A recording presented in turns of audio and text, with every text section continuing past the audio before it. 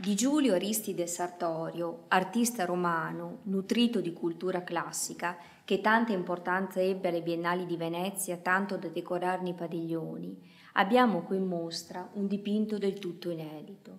Il soggetto, la lettura, o molto probabilmente Catullo e Clodia, i due amanti, è un soggetto di difficile spiegazione.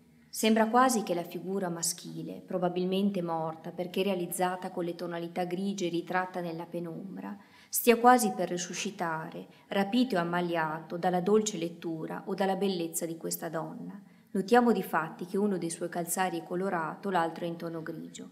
Il dipinto è carico di soggetti dai significati criptici e simbolici.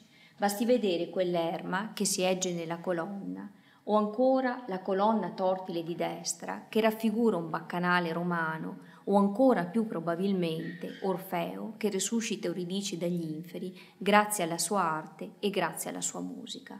Preziosissima anche la cornice dorata di questo dipinto di impostazione neoclassica.